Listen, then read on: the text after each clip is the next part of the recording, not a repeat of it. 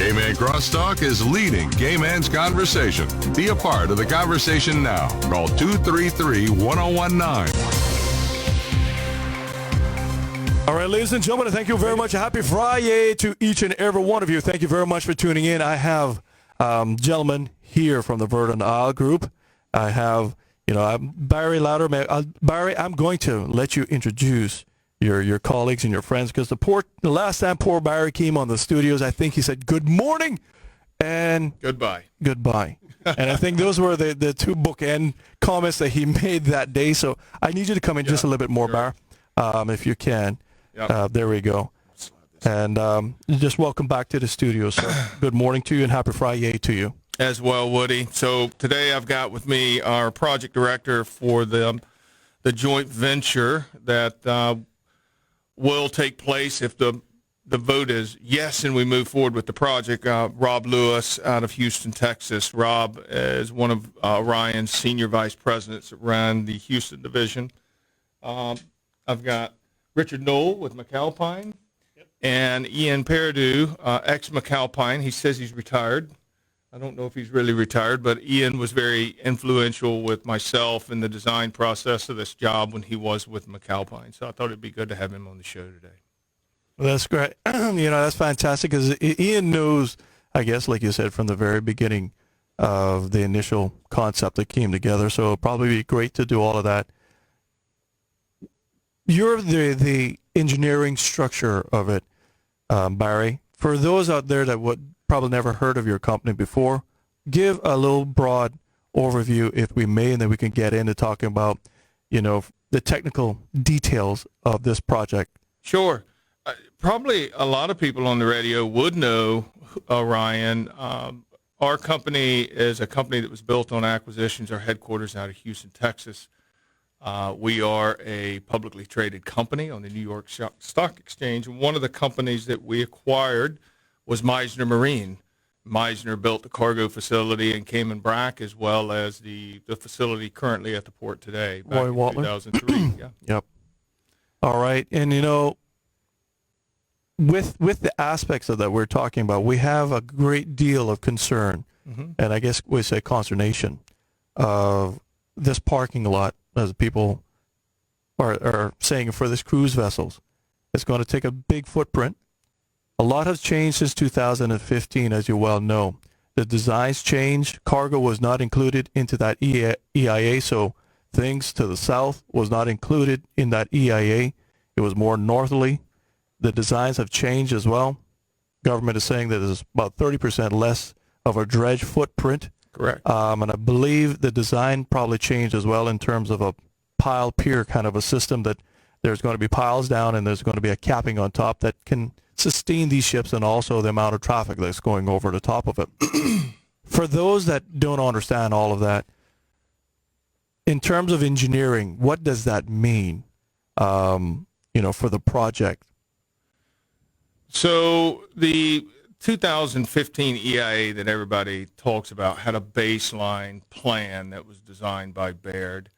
And from 2015 to 2017, the government then, through Mott and Rohasconi, modified that plan, which showed a large cargo pier on the south side and a lot of dredging close to Eden Rock and into Hogstye Bay.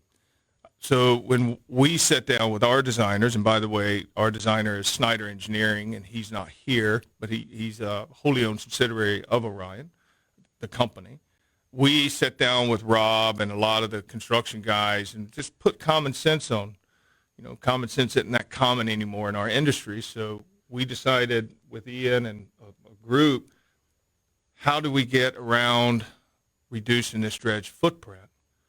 And it was eliminating that cargo pier and forcing the cargo on the inside. I've got this board that kind of can show you. Sure. But basically, what you got here, I don't know if everybody can see it. Leonard's got the camera right there, so that's perfect, actually, So Barry. this is what's there today, this gray area. I know probably you can't hear me.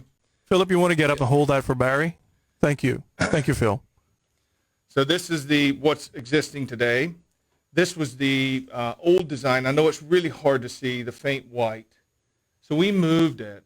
Yeah. We said, look, we don't see that we need to get up in here, and the dredge pocket, as you can see, was way out into here. We reduced that, got rid of this dredge, and we basically sucked in the dredge pocket, which is about 30%. You know, I don't know where people came up with the idea that this was going to be like a field causeway, but most of our modern day piers, or all of them, are essentially built on a pile structure. Mm-hmm. So we drive the pile, we put a concrete cap and lay planks, and then do a pour on top of that to seal it all up. And right. That's what you have, and the water will flow through those piles. I mean, you can take a canoe through it if you wanted to. So, well, the thing with it is, you know, we're used to piles in the Cayman Islands. sure. It's not unreasonable for me to say I can ask Mike Alpine, probably 50%, 60% of our property here in the Cayman Islands is reclaimed property. And so we all build on pile systems, and we pour that slab concrete on top of it as well to give that baseline. But I have to ask you, Barry, in terms of that design, without a, you know, sands of and a kind of geotechnical, how do we progress forward? If the geotechnical comes back and say, well, you know what, for example, we got a lot of caves and caverns and so forth that we've kind of found somewhere else. And the reason why I say that, when we go a little further north on 7 Mile Beach, we have something called the beach rock, kind of a ridge that DART wanted to remove some time ago, just a little north of Public Beach. And it was found out that what the beach rock is actually salt water and fresh water mixing together, because there's a lot of cavernous areas that's coming in, creating that beach rock system.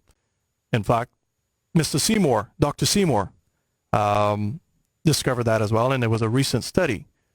So the reason why I'm asking, if that is just further north, probably less than maybe 1.5 miles nautical miles north, what if you found caverns and so forth here in this vicinity? I'm just asking because Sure. the geotechnical has not been done yet until you guys actually probably get the go ahead, and there's an upside. If there's a yes vote, then you move forward to all of those aspects. Has Plan B, or is there any kind of deviation to that if you found where the orientation of that falls in some sort of void or some sort of valley or cavern in that immediate area? So during the bid process, the government had supplied us, and Gary Snyder has done several renditions of this over the last 20, 30 years. If you talk to Gary, we had a lot of previous geotechnical data. Okay. So we got a good idea what's there. What's the substrate? That's right. Okay. So when we go out with our geotechnical team, if this project moves forward, we're basically going to concentrate on the center line of these piers, as well as this pier and along our base. I think, Rob, we've got 20 borings that we're doing. We've got 20 borings planned. Like I say, most of the historical geotech is along what we call the combi wall, which will be the reclamation area. Okay. So the focus of the geotechnical program, if it goes forward after the referendum, will be to address those concerns about the pier location to make sure there are no major caverns down there. Well, I have If there is. Barry, pull that over there. I need to get those little lipstick things for you guys, so that we get our little boom. For, we in Grand Turk, we faced some cavern issues, and the way that we dealt with those cavern issues, we extended the pile. Okay. So if you hit a void, you just keep going, and you weld a new stick on, and you just keep pounding away until you get to solid ground. Well, I have to ask you as well, in terms of the footprint, the additional decking area. That's correct. Not just the piles. I'm talking about the tan part there. That's a new addition to the deck. How much square footage is that, or how large is that's going to be added on to? Because the gray area is the current footprint, and we're going a little bit more north, and we're going out into the ocean as well. How much is that footprint? So we're adding about roughly an acre to the cargo, right? And we're adding about, I think it's, what do you stump me?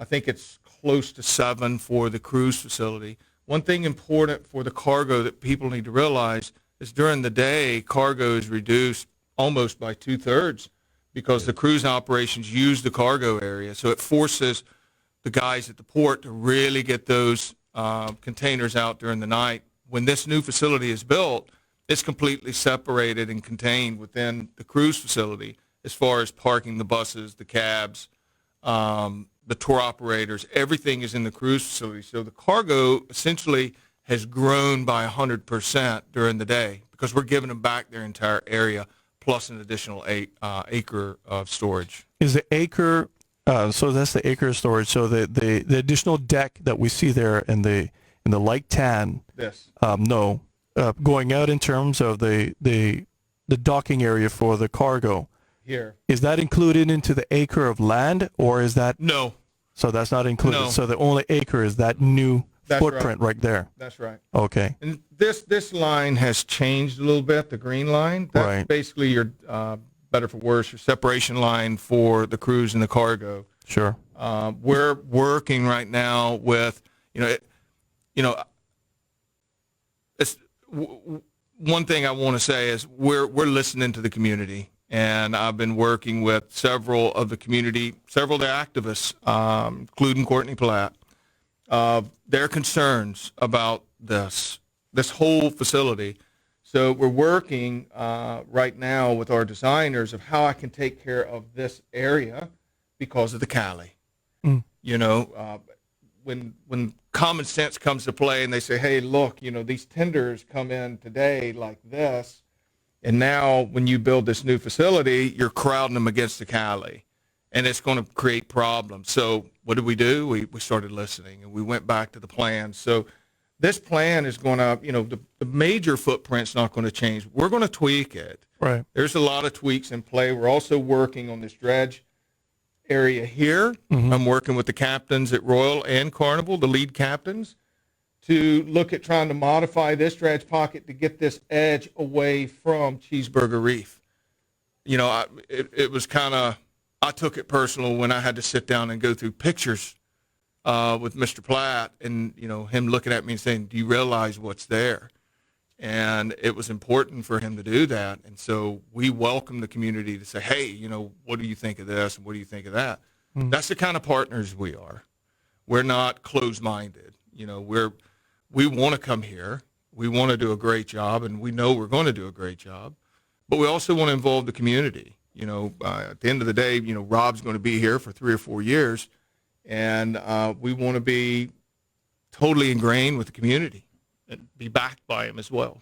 I have to ask you, given that the deck itself, the large new tan area, the new square footage that we're looking there, the additional aspect of it, that there's about an acre added on to the cargo facility, that's a solid concrete mass.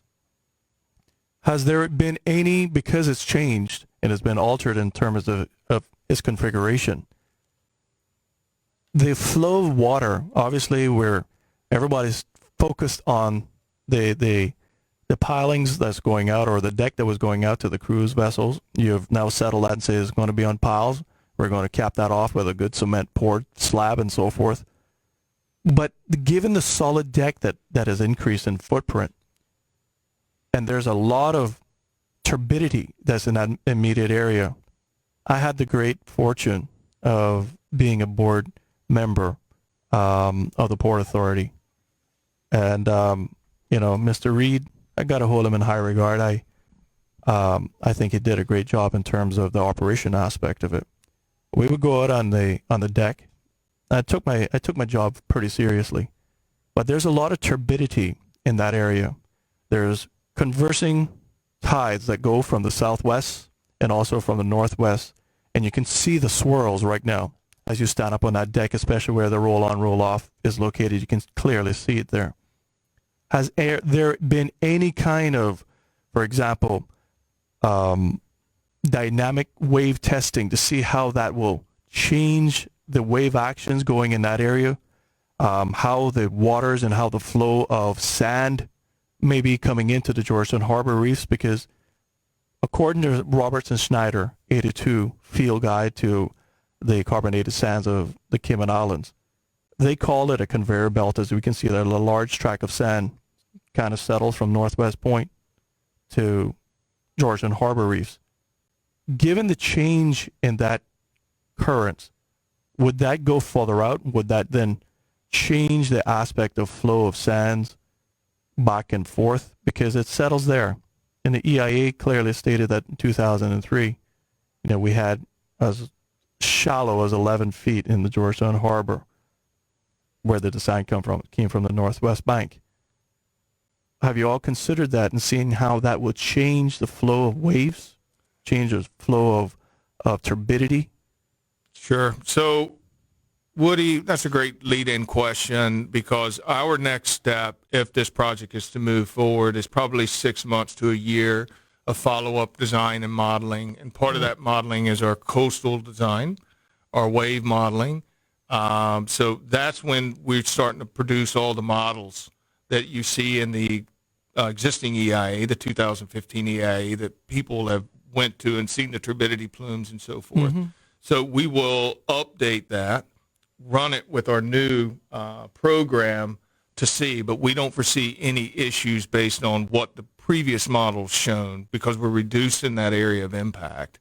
So it should get better from what they had previously shown. And one other important fact is all the dredge spoils that we take from the area in black. So this is our new dredge cut. Right? Mm-hmm. So not the white, but the black. It's the black part of it. All of that material is being used as reclamation fill. Thank you, Phil. Phil is my easel this morning. Thank you, Phil. He's stood enough to be it as well, too. Thank you, Phil. I guess you can probably put that down right now until I guess we need it some more. Gentlemen, I'm going to take a little quick break right now for news, and then we're going to come back. We can discuss a little bit more with Mike Alpine as well, of being your strategic partner on the ground. Maybe get some historic background from Ian from the very beginning and what he thinks now as I guess you would say a civilian, Ian, because you're after many years hung up the hat in terms of that role and seeing where we go from here, and maybe even just talk about possible other impacts that maybe we didn't touch on last time as well. Be right back after this. And remember, the numbers in the studios is 233-1019, 233-1019.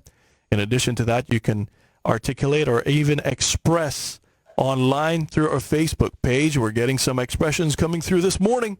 Already, Barry? All right. Vote no! Be right back after this. The opinions expressed by Cayman Crosstalk, its hosts, callers, or guests are not those of Hurley's Media or its sponsors.